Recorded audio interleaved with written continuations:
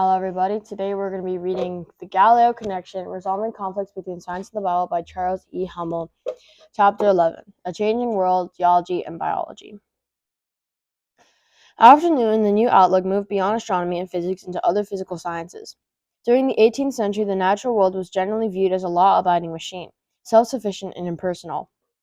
The mechanistic view became a prevailing philosophy, identifying a scientific model for explaining nature with the whole of reality. For many, Christian theism was replaced by deism, which rejected biblical revelation in favor of natural theology. According to that view, the divine clockmaker had created a universe that ran by itself. Arguments for God's existence were primarily based on the orderliness and intelligibility of nature, the evidence of design and purpose, and the gaps in scientific explanation requiring divine attention. The God of the Bible seemed increasingly irrelevant to a world in which the methods of science apparently supplied the answers to life. The 19th century produced a scientific revolution of its own. Before 1800, most people believed that the world had been created within the brief period of 1 week during 4004 BC, and that it had continued much the same ever since. Astronomy and physics had broken away from tradition, but a revolution in geology and biology was just beginning, generating heated controversies over creation. Certain concepts of biological science, such as the immutability of species, had become dogma. Now they were challenged by new views of probability and progress. The key figure in the debates was Charles Darwin. Evolution's family tree. Ideas of organic evolution were conceived by a number of early Greek philosophers. Anaximander, 611 to 547 BC, proposed a theory of the spontaneous generation of life from primordial fluid. Aristotle, 384 to 322 BC, believed in a perfect principle that continually opened to improve the living world. These seminal ideas have never been developed to a degree that gained them widespread acceptance. Until the early 1800s, the prevailing geological theory was catastrophicism. It held that the Earth had passed through a number of great cataclysms, of which Noah's flood was the most recent. Each was thought to have destroyed most living things, entombing their remains in strata deposited by the catastrophe, after which God created new species. Naturalist George Cuvier produced a monumental study of vertebrates. By 1801, he had reconstructed from fossil bones 23 species then extinct, including the giant mastodon. He believed that such creatures were produced by divine activity amid great world upheavals. Catastrophicism fit the 19th century concept of miracle, divine intervention in the regular processes of nature at various stages in the past. Since such a series of divine acts bore some resemblance to the account in Genesis 1, the scientific theory of catastrophicism came to be regarded as the orthodox Christian position. The God of the gaps now found employment, although it turned out to be temporary as Newton's rule for divine intervention to adjust irregularities in the solar system. The supremacy of catastrophicism was soon challenged by a new scientific view. In 1788, geologist James Hutton published his theory of the Earth, which argued that the Earth's history should be interpreted in the light of presently known processes. That principle, uniformitarianism, was advanced as the key to unlocking the secrets of the past. Charles Lyell produced the massive evidence to support the adequacy of the present processes acting over a long period of time within the existing order of nature to account for past changes. His three-volume Principles of Geology, 1830 to 1833, marked the birth of modern geology. On the basis of continuity and uniformity seen in the Earth's inorganic history, Lyell concluded that the origin of the new species might have been unnatural, in contradistinction to a miraculous process. His portrayal of such a long natural process had a formative influence in Darwin's thought. At that time, when geology was struggling to establish its place in the scientific sun, Lyell's book interrogated the professional domain and provided masterful expression to a growing consensus about geological method. In order to define and protect geological expertise, Lyell rewrote the history of geology as though every path of inquiry in the science had been blocked repeatedly with Noah's Ark. Every thread of induction had routinely been snapped with a divine creative fiat. His polemical account, in the introductory chapter of the Principles, treated with disdain those who tried to make Genesis teach geology, especially the scriptural geologists who were not competent in the field. The principle of uniformitarianism itself was not considered irreligious. For Hutton, who preceded Lyell, that approach was inspired by the recognition of divine design in nature. New geology did not alter the prevailing assumption of biologists concerning the fixity of species. In the mid-1700s, botanist Carolus Linnaeus had formulated the first comprehensive binomial system for classifying plants and animals. The usefulness of Linnaeus' classification perpetuated the conviction of permanent differences between species. When French naturalists Buffon and Lamarck proposed natural variability and organic change of species, at first they found few supporters. Nevertheless, such ideas prepared the climate and soil into which Darwin eventually dropped his seed, an effective mechanism for change. Belief in the stability of biological forms, so long dominant in Western thought, had two primary roots.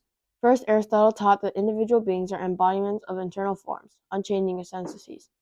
The primary explanation of an organism's structure was found in its final cause, its purpose or goal. Hence, a search for explanations of its efficient cause, the way it works, was considered relatively unimportant. Second, Genesis 1 had long been interpreted to teach that God created each species in its present form. Before Darwin, the rise of modern geology had produced no serious conflict between the scientific and biblical views of nature. 6 days of Genesis 1 could readily be interpreted as figurative expressions or as geological epochs. Basic biblical affirmations were not challenged.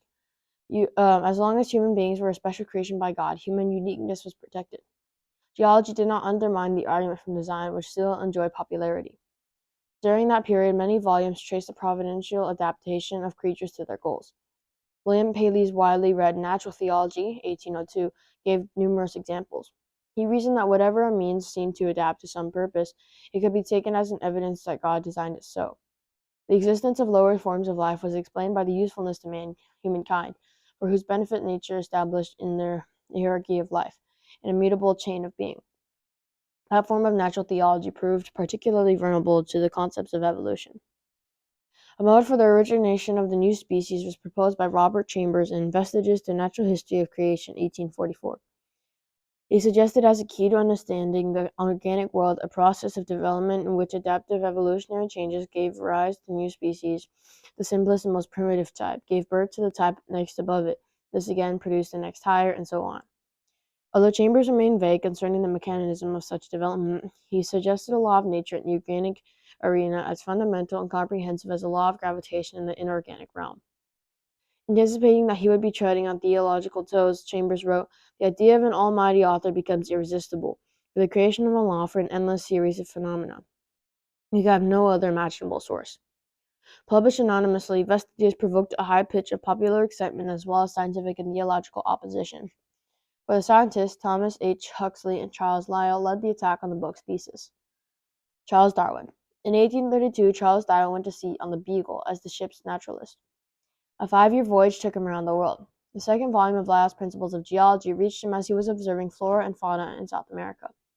Lyell's uniformitarian openness to the natural origin for new species were probably on Darwin's mind during his studies of slight variations among species, especially the finches in remote Galapagos chain of islands. 6 years later, in economist T.R. Malthus's comments on the role of human population pressure and competition, Darwin found the clue for a theory to interpret his extensive data. Being well prepared to appreciate the struggle for existence which everywhere goes on, from long continued observation of the habits of animals and plants. It at once struck me that under these circumstances, favorable variations would tend to be preserved and unfavorable ones to be destroyed. The result of this would be formation of new species. Here, then, I had at last got a theory by which to work. Darwin had his theory essentially complete in 1844, but he took another 15 years to mature it. In 1859, he published On the Origin of Species by Means of Natural Selection, or the Preservation of Favored Races in the Struggle for Life. By that time, he had spent 25 years amassing an array of observations from a variety of biological species. Although Darwin was not the first to suggest the possibility of evolution, he presented a wealth of evidence to support the possible mechanism, the concept of natural selection. His work illustrates the basic scientific method of interaction between observation and theory. No amount of data constitutes or produces a scientific theory until it is given creative coherence. And as can be seen in the Greek pursuers of Copernicus and Darwin, theory alone is insufficient unless it can be tested by observations and can guide the collection of additional data. Darwin's theory of the origin of species by natural selection combines several concepts. Number 1, random variance among the individual members of a species. Number 2, the struggle for survival, in which a slight variation gives an advantage in the intense competition for existence. Number 3, the natural selection of individuals with that advantage as, on the average, they live longer and have more progeny.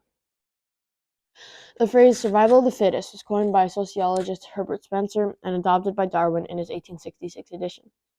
Darwin argued that over a long period of time, a reduction and eventual elimination of less favorable variations affected the gradual transformation of a species. In his first book, Darwin avoided a discussion of human origins, but in 1871 he presented a thorough treatment in The Descent of Man. He attempted to show how all human characteristics could be accounted for by gradual modification of anthropoid ancestors through the process of natural selection. Not only physical elements, but also human mental and moral faculties differed only in degree, and not in kind, from the capacities of animals. Our own human existence, formerly considered sacrosanct, thus came within the sphere of natural law to be analyzed by the same methods used for other forms of life. Publication of The Origin of Species initiated a period of intense excitement. Correspondence during the years following 1859 shows that talk of conversion to scientific Darwinism was on everybody's tongue. Some scientists resisted to their death. Others went part way scientifically but stopped short of a complete conversion. A third group enthusiastically embraced a new model of evolution. Although many subsidiary points, such as the mechanism of natural selection, have been debated for more than a century, the change in outlook associated with 1859 is one of the rare major shifts in the whole of intellectual history. The impact of evolution. Darwin's theory of evolution eventually altered the prevailing view of nature in three major respects. The idea of the world was transformed from that of a fixed hierarchical order into a dynamic process. The importance of change had already been suggested in specific areas by the nebular hypothesis in astronomy and by uniformitarianism in geology. Now, Darwin's work convinced the scientific community that all living things were in a state of change. The traditional concept of the world was challenged by this revolutionary idea of a dynamic process of development. Nature could be considered a complex of interacting forces in organic interdependence. The relationship between individual and the environment assumed greater significance. Following Darwin, the interactive character of the web of life and the importance of the environmental context became prominent in the study of nature. The idea of evolution extended the rule of natural law into other areas of nature. In fact, a new kind of statistical law incorporated the elements of change. In the following decades, determinism gained ground, although after the turn of the century, some philosophers viewed chance as allowing for novelty. Further, evolution stimulated the interest of social scientists in the processes of change. The biological model was applied to such an extent that some writers tried to deduce from it the laws of every field from astronomy to ethics. That historical and genetic approach viewed all ideas, institutions, religions, and cultures as evolving. Evolution as a scientific theory became the springboard to a full-blown philosophy of evolutionary naturalism and even a religion of moral and ethical evolutionarism. With Darwin, we saw earlier with Newton, a method was made into metaphysics, a theory with a comprehensive worldview. The cross-currents of thought and controversies of the last part of the 19th century were far more complex than the popular view perpetrated into our own century. The scholarly writings of the period 1870 to 1900, despite the celebrated confrontation between Bishop Wilberforce and Thomas Huxley in 1869, do not support the picture of a simple polarity between Christianity and evolution. For one thing, the scientists themselves were divided in their opinions. Many had doubts about both the method and metaphysics of evolution. Further, a significant number of leading scientists were Christians well-grounded theology, and many clergymen were competent in science. The Galileo myth of Christianity and science's implacable enemies were reinforced by two books, even though they made no significant contribution to the issues raised by Darwin. History of the Conflict Between Religion and Science by John Draper, 1874. The History of the Warfare of Science with Theology and Christendom by Andrew White, 1896. Draper said little, if anything, about evolution and religion, and White used only 20 of his 900 pages to settle the question of origins. Yet the military metaphor of their titles became standard for historians describing the controversy over evolution. The warfare imaginary tells more about Draper and White than it does about the debates over evolution. Instead of violent antagonism, the world indicates honest disagreements among colleagues who for the most part stayed friendly. In each of its major implications, the military metaphor prevents understanding of violence and inhumanity. Henceforth, interpretations of the post-Darwinism controversies must be nonviolent and humane. The decade following publication of The Origin of Species witnessed a gradual acceptance in the theory of evolution, although in some quarters natural selection was rejected as its mechanism. Yet the debates over evolution became much more divisive than following the innovations of Copernicus and Galileo. Although the earlier theories could be contradicted widely accepted interpretations of the Bible, it could be argued at the largely abstract levels of astronomy and physics. But Chambers have moved scientific explanation from the inorganic to the organic realm, and Darwin had carried it into the domain of humanity itself, with profound religious implications.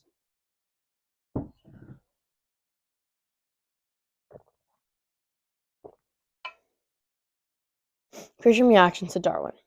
Roman Catholic theology was largely able to see evolution as God's modus operandi, at least below the human level. Protestant theologians had three major reactions to Darwin's teaching during the final decades of the 19th century. The concern centered on the theory of evolution itself, its relationship to the Genesis account of creation, and the implications of evolutionary theory for the nature of human beings. The theological reactions varied according to the degree that they met head-on the theory of natural selection. Darwin did not claim that natural selection was the exclusive mechanism of evolution, but it came to represent a rigorous naturalism with no external divine agency, was conceived as directing the course of evolutionary development according to a plan and purpose. Number 1. Conservative anti-Darwinians. One group of traditional Christians considered the observed design of nature to be a crucial argument for the existence of God. Now they were confronted by the claim that natural selection could account for the designs in the organic world without recourse to divine activity. At stake in that issue, they believed were the existence of God, his relationship to nature, the integrity of the Bible, and the authority of the religious truth. Here we note two scientists and a theologian. William Dawson, eminent Canadian geologist, poured most of his life into helping McGill University, where he made the sciences the bulwark of his educational philosophy. He became one of the last great spokesmen for the tradition of two theologies, one natural and one revealed. Dawson's commitment to that view led him to persist in his uncompromising anti-Darwinian stand. Louis Agassiz came from Harvard University faculty with a major reputation in geology and zoology. From Europe, he brought a full-blown philosophy of natural history based on his discrete creation separated by catastrophes. He based his anti-Darwinian positions on scientific reasons. Agassiz used his power as a writer and lecturer to carry on a broadly publicized and persistent campaign against Darwin's ideas. Another leading spokesman against Darwinism was Charles Hodge of Princeton Seminary, the most influential Presbyterian theologian of his day. In What is Darwinism? He identified the main elements of the origin: evolution, natural selection, and the natural selection without design. He asserted the first two had been taught much earlier, and only the last was distinctive to Darwin's theory and most important element. Hodge provided documentation to show how the theory held that all the organs of plant and animals, as well as instincts and mental capabilities, could be accounted for without reference to divine purpose and guidance. He cannot accept the idea of God's acting to a secondary cause like evolution by natural selection. Hodge accorded to his belief in the argument from design the status of an absolute truth. To any ordinarily constituted mind, it is absolutely impossible to believe that the eye is not a work of design. God has given to the human mind institutions which are infallible, laws of belief which men cannot disregard any more than the laws of nature. Hodge's dynamic and devastating critique of Darwinism exerted widespread influence. His argument clearly implied that either Darwin was wrong or God did not exist. No middle ground was defensible. The opposition of this group to Darwinism was also based on two philosophical views lurking below the surface of the theological debate: the fixity of species and the certainty of science. In many of the debates, those philosophical assumptions were much more prominent than the biblical arguments against the theory of evolution. Number 2, conservative Darwinians. One group of conservative scholars did stake out a middle ground on which they firmly stood with confidence in both biblical theology and evolutionary theory. James McCosh, a theologian and president of what is now Princeton University, suggested that the scriptural and scientific views of nature could be reconciled as parallel revelations. He believed that natural selection was only one of several means by which evolution took place, and that mechanism is consistent with divine design. Since supernatural design produces natural selection, McCosh wrote that Darwin had wrongly contrasted the two as opposites. Understood in this light, evolution as God's method is in no way inconsistent with Scripture. McCosh noted that the Bible is not concerned with the question of absolute immutability of species, a scientific concept associated with Linnaeus. Asa Gray, a professor of natural history at Harvard, was one of the greatest botanists of his time. As the most persuasive advocate of biological evolution of America, he demonstrated that an eminent scientist could coordinate the theory with a vital Christian faith. In a lecture at the Yale Divinity School, published in 1880, Gray rejected the view that the Holy Scripture teaches natural science. He noted that attempts to demonstrate agreement between biblical and scientific statements rely on extraneous suppositions and forced constructions of language. Gray affirmed that the teaching of the two, properly understood, are not incompatible. We may take it down to the accepted idea that the Mosaic books were not handed down to us for our instruction in scientific knowledge, and that it is our duty to ground our scientific beliefs upon observation and inference, unmixed with considerations of a different order. Gray and the other Christian Darwinians grounded the process of evolution in the sovereignty of God. For them, Darwinianism posed no new problem for the Reformed theology. Providence and chance, primarily in secondary causes, might be difficult to reconcile, but no more than Protestant predestination of free will. Gray stated that the true issue regarding design is not between creationism and Darwinism, but between design and chance, purpose and no intention. He also rejected the prevalent God of the gaps approach. I do not approve either the divinity, theology, or science of those who are prompt to invoke the supernatural to cover our ignorance of natural causes, and equally so to discard this aid whenever natural causes are found sufficient. For 20 years, Gray and Darwin corresponded concerning the relationship between Christian theism and natural selection. Despite the differences, they agreed that the theory of evolution itself deals only with efficient causes, the observable events of nature, and their mechanism. The mechanism. As a biblical Christian, Gray was convinced that the final causes, God's ultimate purpose, remain untouched by evolution. George Wright, a friend and collaborator of Gray for 14 years, published many articles explaining the theory of evolution. He opposed the Baconian philosophy of science to which Christians anti-Darwinians had wedded their theology. Wright showed that in a changing world, modern science offers approximations and not certainties. The Christian Darwinians affirmed that evolutionary theory, with its implications of probability and development, was not only better science but also more in harmony with biblical theology than was the philosophical concept of fixity of species. They reaffirmed that age-old biblical conviction that God's superintendence of his creatures is immediate and continuous, not limited to special creative acts and miracles. Number 3, liberal Darwinians. Already involved in reforming Christian doctrines to harmonize with the tune of the times, liberal Darwinians vested nothing of religious importance in the historical accuracy of the Bible, including Genesis. Liberalism viewed Jesus as one of the many religious teachers, human nature is essentially good, progress as inevitable, and morality is the heart of religion. Some even went as far to make the evolution the cornerstone of their theological perspective. And Anglican theologian Frederick Temple, a moderate, located the divine governance of nature in our original decree rather than God's subsequent activity. He asserted that the doctrine of evolution left the argument for an intelligent creator and governor even stronger, although the execution of his purpose was inherent in the original creation. Temple believed that Darwinian evolution could not explain how life or morality originated. Nevertheless, he stood to the left of McCosh, looking on evolution as providing a positive insight into new theological foundations, including the nature of God's relationship to the world. Other scholars further to the left expressed enthusiasm for the new life they saw evolution breathing into Christian doctrine. In America, the prosperity of 1880s encouraged theologians to make evolution consistent with the prevailing atmosphere of progress and optimism, producing an amalgam of Darwinism and Romanticism. By the early years of the 20th century, such Darwinists had reinterpreted the gospel along the lines of evolutionary thought. Some attempted to harmonize Christianity and evolution by showing that Christianity itself, including the Incarnation, was simply a phrase of evolutionary law. But full-blown evolutionism went far beyond the competence of science in the context of biblical teaching. As a philosophical flight of fancy, it was brought to earth by the carnage of World War I, which shattered the dreams of inevitable peace and progress. A new worldview. In every age, theology has two major tasks. Number one, to provide a coherent understanding of the biblical faith for the Christian community, and number two, to mediate the values and meanings of biblical faith to the culture at large. The two concerns are closely related since the experience of believers is conditioned by the thought categories of the culture. Theological communication is a two-way street. As a Christian's message is related to comparatory thought, elements of that worldview work their way into the structure of theology. In theology also, all data are theory-laden. What we look for in the Bible and how we interpret it is influenced by our point of view. Such interaction has been evident in the emergence of modern science. We've seen that the theological vision of the world offered by medieval theologians reflected the geocentric universe of Aristotle and Ptolemy.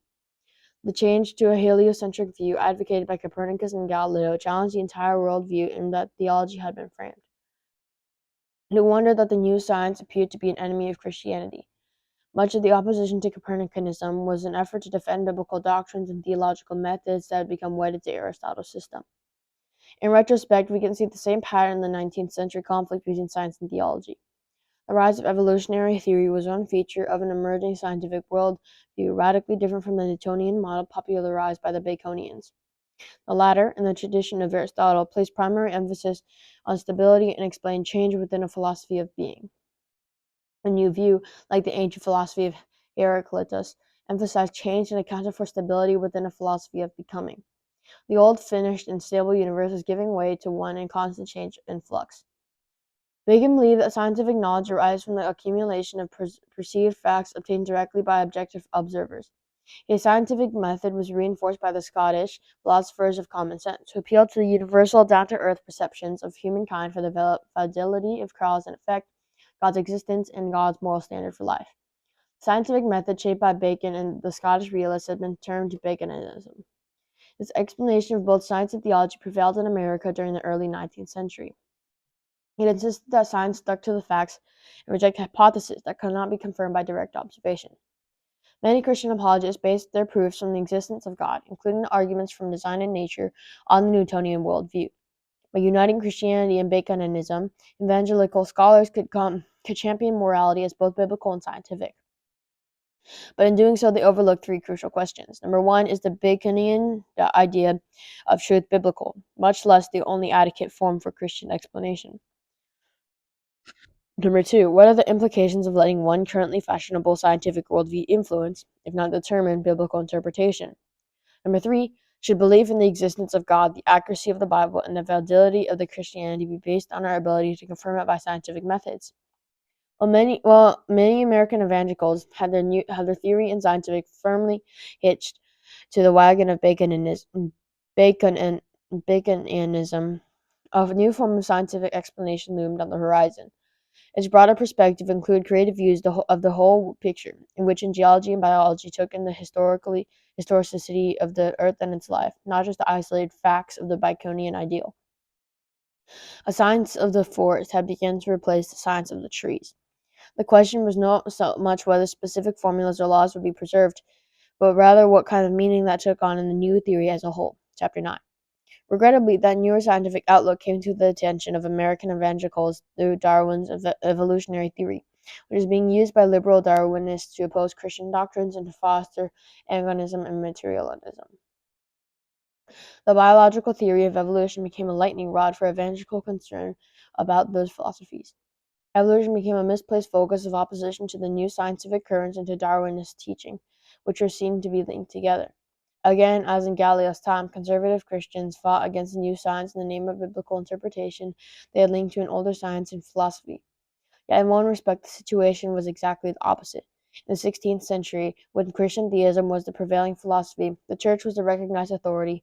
In order to have his science accepted, Galileo had to prove that it was biblically accurate. In the 19th century, however, the philosophy of naturalism had become dominant and the science occupied the position of influence. In order to have their theology accepted, many conservative Christian scholars thought they had to harmonize the Bible with science. Many of the same issues still underlie the 20th century debates over creation and evolution. Some scholars advocating organic evolution have gone beyond the scientific authority to make philosophical and theological pronouncements. The opposition of some evangelical Christians to the theory of evolution seems to reflect a strong commitment to Baconism. Those attitudes lie at the heart of a current creation science controversy, to which we now turn.